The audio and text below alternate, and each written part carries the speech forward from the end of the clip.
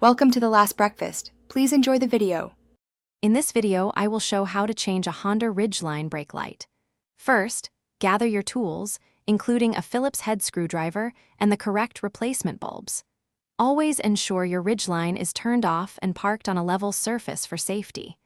It's a good idea to check your owner's manual to confirm the exact bulb type needed before you begin. This simple task can be done quickly with the right preparation. Now, let's get to the tail light assembly. Open your Ridgeline's tailgate fully to expose the two retaining screws on the inner edge of the tail light.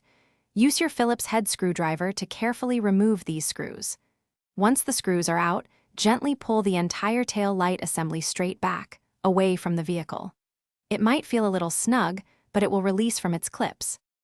With the tail light assembly free, you can now access the brake light bulb. Locate the brake light socket, which is usually the larger one. Twist the socket counterclockwise about 1/4 of a turn to unlock it, then pull it straight out. Carefully remove the old bulb by pulling it straight out of the socket. Insert the new bulb firmly into the socket, ensuring it's seated correctly. Avoid touching the glass of the new bulb. To finish up, reinsert the bulb socket into the tail light assembly and twist it clockwise to lock it in place. Carefully align the tail light assembly with its mounting points on the vehicle and push it firmly until it snaps into position. Reinstall the two retaining screws you removed earlier, tightening them securely but not over-tightening. Finally, have someone check the brake light while you press the pedal to ensure it's working correctly. You're all set. Thanks for watching. If this was helpful, leave a like and consider subscribing. See you next time.